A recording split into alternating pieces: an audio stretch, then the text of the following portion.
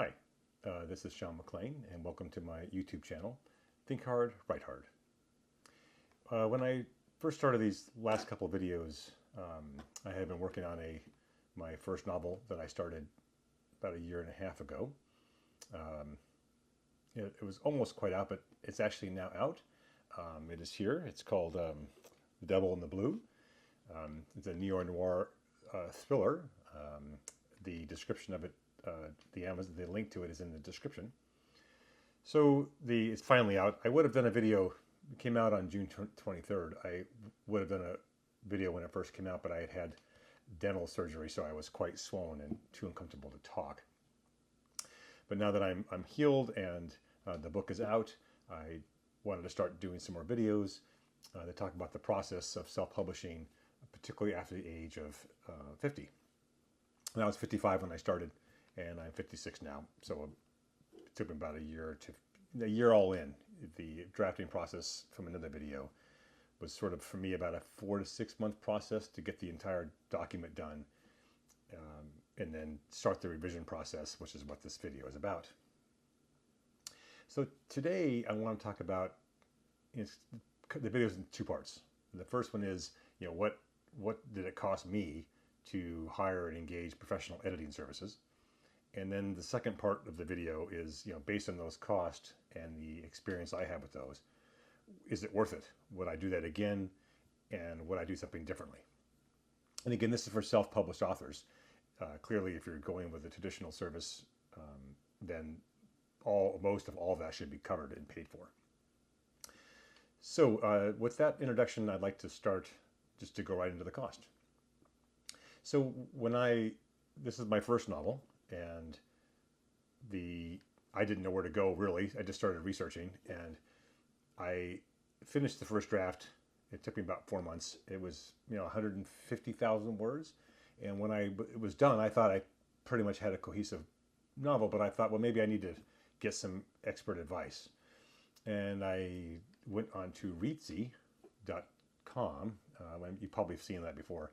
I'm not promoting them or anything. It was great for me, but it's actually a great site. It actually was very easy to operate, research, find the things. So I used that for me, and I would send out the quotes and receive them back. And it's a little tricky because again, it's the first. I've never worked with anyone before. It was a new experience to me. So I didn't really know what to look for. I would maybe send a sample and get an idea of what they've done in the past. You can see their resumes and their portfolio, which is very helpful. But in the end, you kind of have to go with what you believe is the right mix for you. Of course, price too, which is what the main subject of this video is. So for me, since it was the first time writing a novel, and it was kind of a pretty big book at 150,000 words. I started with the developmental edit, and which is the more top line, I guess the broader edit, which is are there inconsistencies? How does the story flow? The characters, are there gaping holes in it? Are there inconsistencies? And that was the first thing I sought out, and I received back several quotes, and I ended up going with someone we ended up combining a developmental edit with a line edit. And the line edit obviously I guess it's another level of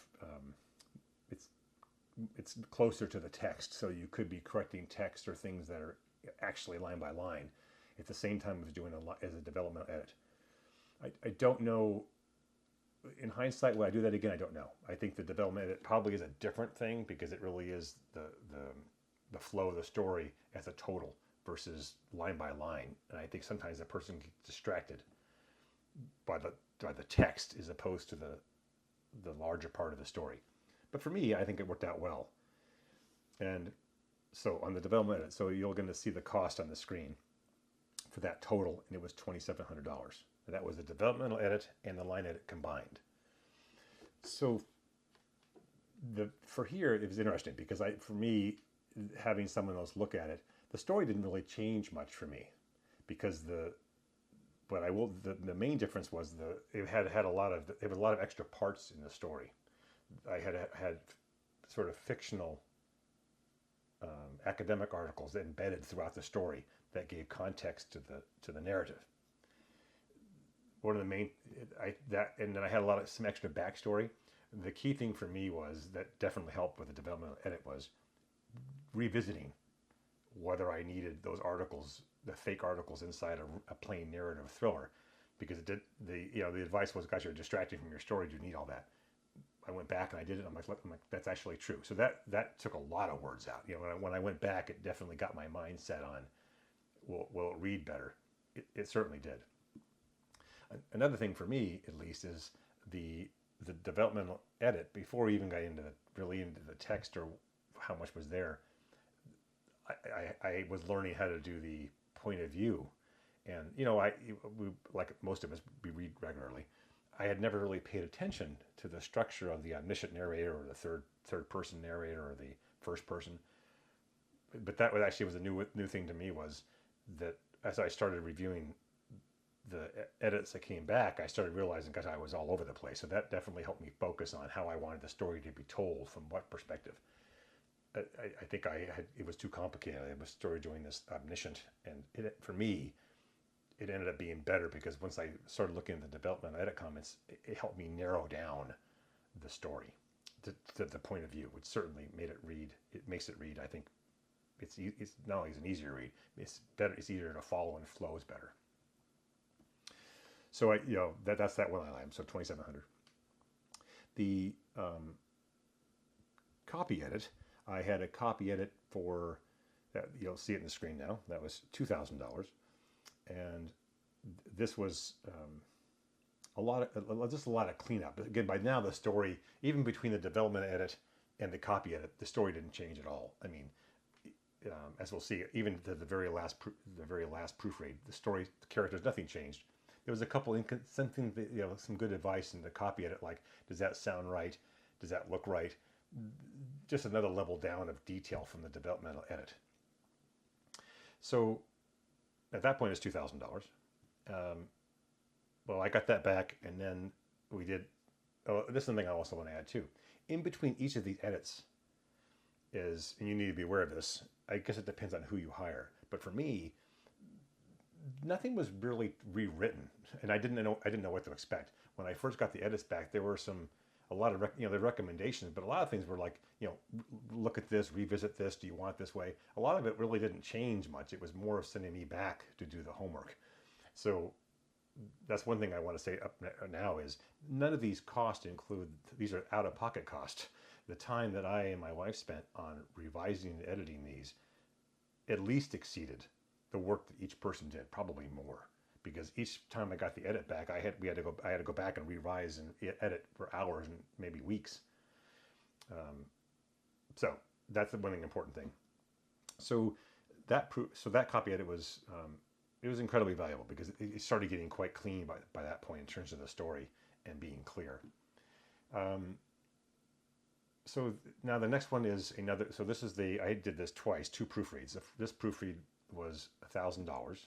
It was sort of a proofread, maybe / copy edit, but it was. I like the person's background, and it was.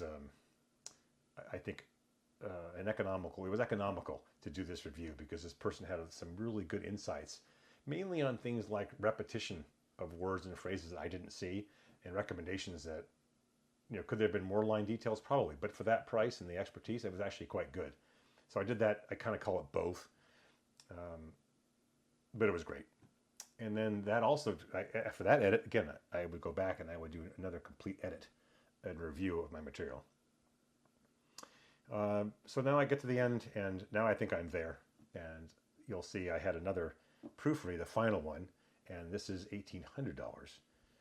Now I want to say something about this too, that I think a lot of these prices, well, all the prices, I think it does depend where the person is located. So the last one is, I think $1,800 is, it seemed to be in line with most people, but it also depends on the person's expertise and location. So the person was located in California in a higher cost area, and they had a very good background currently working in an industry where I think their insight was helpful. So that person I chose and ended up being very helpful because it was very mechanical in terms of identifying. At this stage, the story was done, but it was very good about being consistent with words.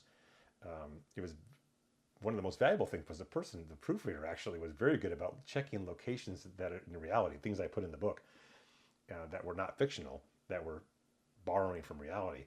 The accurate locations or distances was fantastic. So you'll see the total there is $7,500.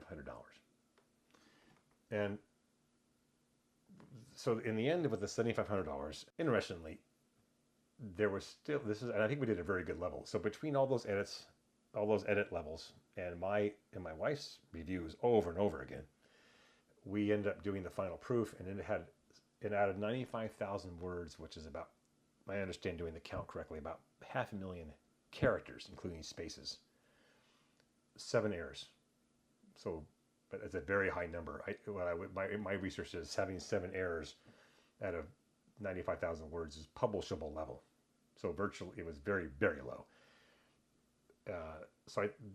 In terms of pure technical work, no one's 100%. I'll say this too.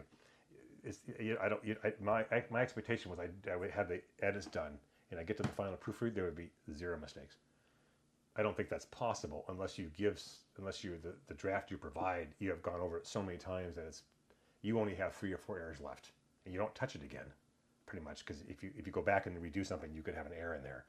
If you give someone, the closer something is to being done and perfect, the more likely it is it comes back perfect, because you were so close. So by the end of all these things, these multiple reviews of the $7,500, we had got down to 7 errors, including my wife and I, our reviews and edits too, which is very good. So the part 2. So the part 2 is worth doing these edits, spending upwards of $10,000. I would say yes. And I want to put some nuance on that. So I think this price of $7,500 could easily have been 10. Would I have had another review? Possibly, except I spent my time, and my wife spent a lot of time too, rereading the draft after it sat for a week or 2 at a time in between each person's comments. I'd go back and do it again. I think part of me is I could have maybe done another level of proofread and avoided that work and paid the money and avoided the heartache. That's a possibility too. But I actually think that it's such a healthy thing for the writer to do the editing and revising yourself. And I've heard some writers, they finish their draft in 4 months and they send it off and they wipe their hands and they're done.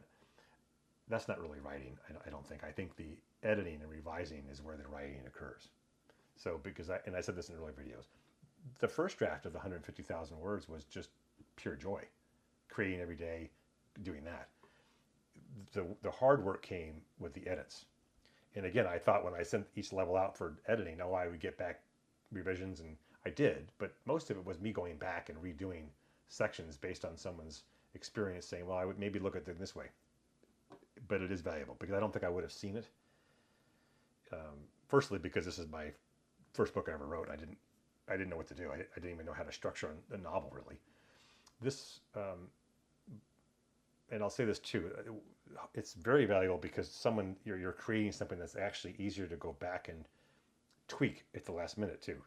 I don't mean last minute like the proofread, but I mean in terms of after about a second or third revision, I went back and did some studying, and this is subject of a later video, is how to revise the chapter starts and ends to keep the novel moving. And there's an art that I learned of accelerating the start of a chapter that not only does it save text, it naturally moves you through the text and gets you into the chapter much more quickly. That never came out of any of the edits. And I say that because again, the editors and editors and copy editors and proofreaders, they're not writers, and I mean, they might be, but what I have seen is when an editor starts to give advice on too much of what to write and what to say, it usually doesn't ring true.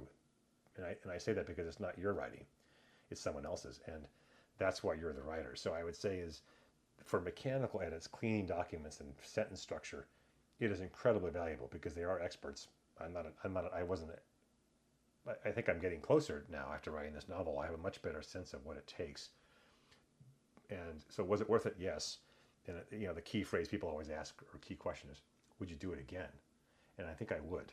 I think I would actually have each draft be even better. Every time I sent something out to get revised or reviewed, I would have it better each time because you get much more value for your money when you send something that's cleaner every time.